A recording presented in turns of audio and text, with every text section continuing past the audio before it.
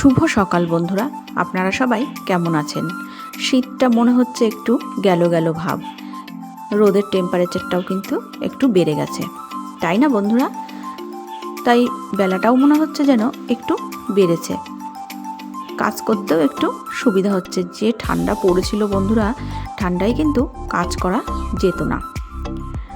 তো চলুন আপনাদের সঙ্গে আজ আমি একটু গাছের জল দেওয়াটা শেয়ার করে নিই।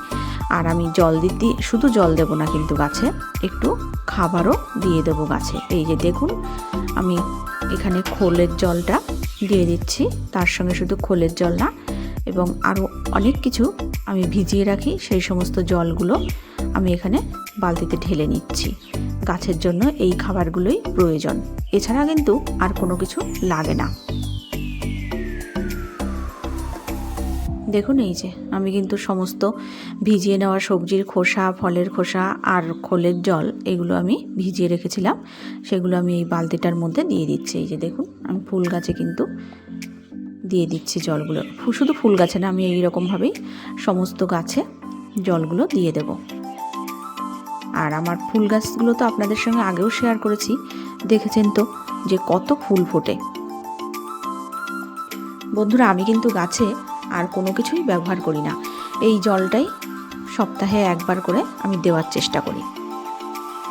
আপনারাও বাড়িতে এভাবে গাছকে তরল সার দেবেন, দেখবেন ফুলে ফলে ভরে উঠবে।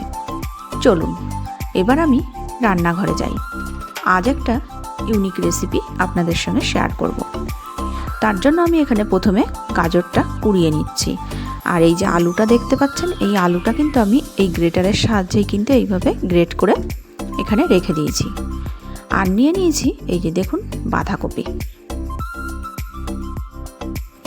বাঁধাকপির ওপরের পাতাগুলো আমি ভালো ফেলে দেবো, কিন্তু এগুলো আমি নেব না, কারণ ভালো না।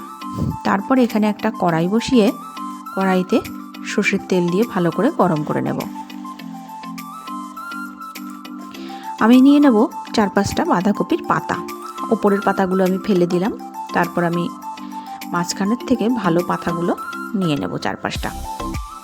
বাঁধাকপির পাতা দিয়েই আজ রেসিপিটা আপনাদের সাথে শেয়ার করব, আপনারা দেখতে থাকুন।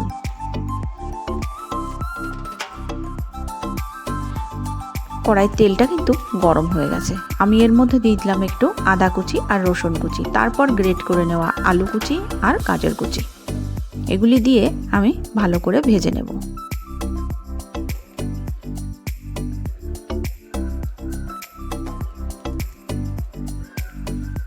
তারপর দিয়ে দেবো পরিমাণ মতো লবণ এবং হলুদ।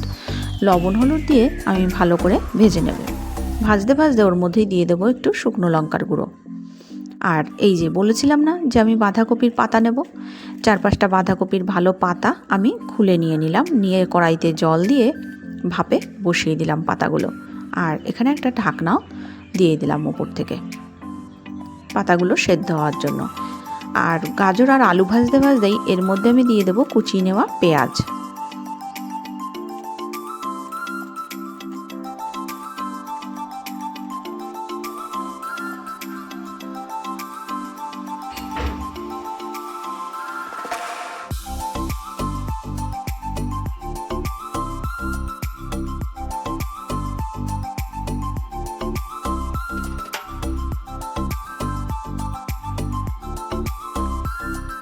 সবজিগুলো কিন্তু আমি ভালো করে ভেজে নেব।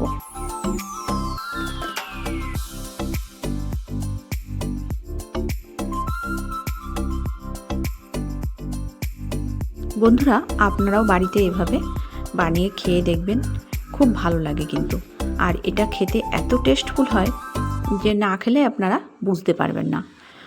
সেই জন্য বললাম আপনারাও বাড়িতে আমার মতোভাবে বানিয়ে দেখবেন, খেয়ে আমাকে কমেন্টে জানাবেন। আর এর মধ্যেই দিয়ে দেবো আমি একটু ম্যাগি মশলা।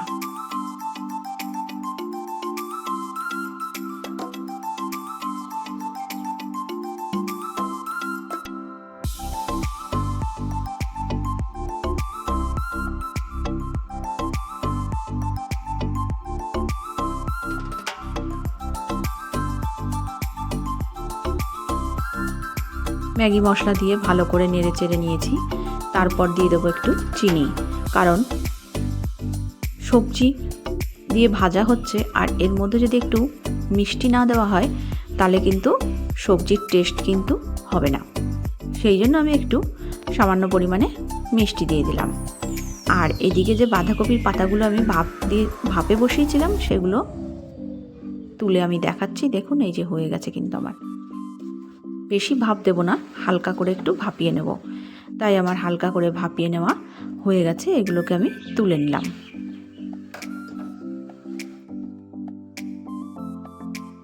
বন্ধুরা, রেসিপিটা কিন্তু খুব সোজা, আপনারাও কিন্তু বাড়িতে ট্রাই করতে পারেন।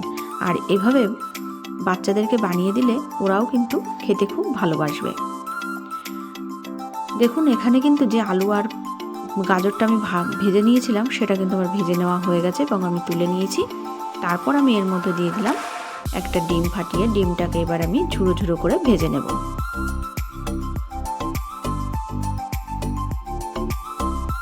তারপর আবার ওই ডিমের মধ্যেই আলু আর ওই গাজর পেঁয়াজ যেগুলো ভেজে নিয়েছিলাম সেগুলো আমি দিয়ে একসঙ্গে মিলিয়ে নিচ্ছি।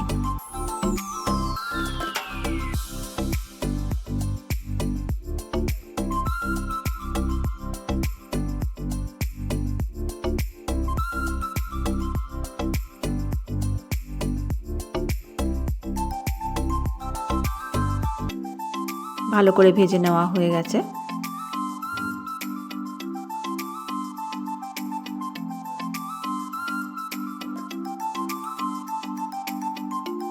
এবার আমি এখানে এই যে একটা বাটিতে আমি নিয়ে নিয়েছি একটু বেসন। আর দেখতেই পাচ্ছেন থালার মধ্যে আমি কিন্তু বাঁধাকপির পাতাগুলো যেগুলো ভাপ দিয়ে নিয়েছিলাম সেগুলো তুলে নিয়েছি।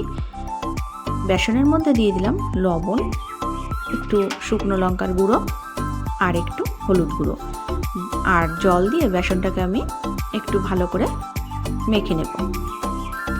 অল্প করে করে জল দেবো, একবারে জল দেবো না, কারণ আমার পাতলা ব্যাটার লাগবে না, আমার সামান্য ঘন ব্যাটার প্রয়োজন। তাই আমি একটু ঘন করে গুলিয়ে নিলাম।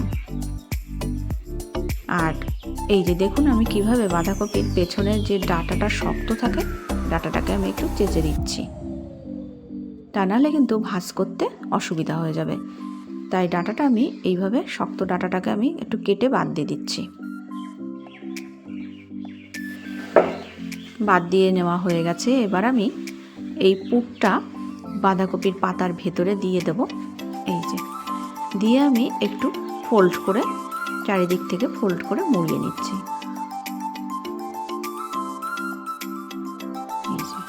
এইভাবে কিন্তু আমার দুটো করে নেওয়া হয়ে গেল। আমি আবারও একটা আপনাদের সঙ্গে শেয়ার করছি। বাঁধাকপির পাতার ভেতরে কিন্তু এই যে দিয়ে দিচ্ছি পুরটা।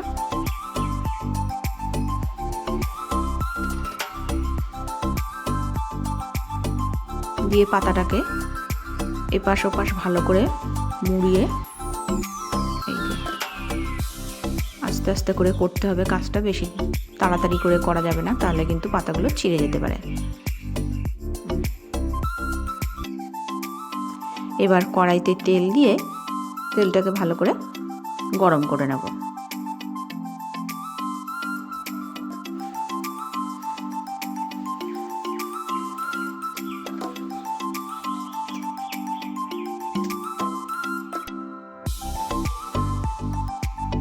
আর দেখুন ওই যেগুলো আমি বাঁধাকপির যেগুলো করে রেখে দিয়েছিলাম সেগুলোকে আমি বেসনের গোলায় ভালো করে চুবিয়ে নেব। এই যে ভালো করে চুবিয়ে গরম তেলে একটা একটা করে ভাজতে লাগবো। আরও একটা চুবিয়ে আমি এই যে তেলে দিয়ে ভাজতে লাগবো।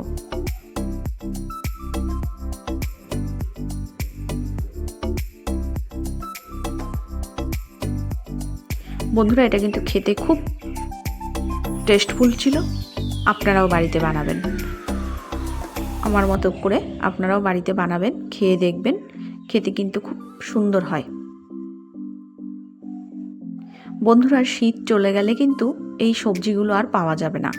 সেই জন্য শীত থাকতে থাকতেই বেশি করে আপনারাও সবজি বাড়িতে খাবেন, কারণ এগুলো কিন্তু সমস্ত কিছু সবজি দিয়েই তৈরি করা। তো শীত চলে গেলে এই সবজিগুলো কিন্তু আর পাওয়া যায় না। তার জন্য আপনারাও বাড়িতে এভাবে বানিয়ে খাবেন এবং বাচ্চাদেরকে বানিয়ে দেবেন, দেখবেন ওরা খুব আনন্দ পাবে এবং আনন্দের সহিত এগুলো খেয়ে নেবে।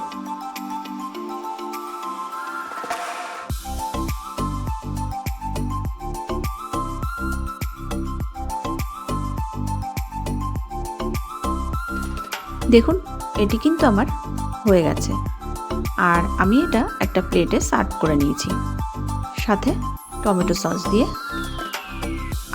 আপনারাও বাড়িতে এভাবে বানিয়ে খাবেন। ভিডিওটি আজ এটুকুই, দেখা হবে অন্য কোনো ভিডিওর সাথে।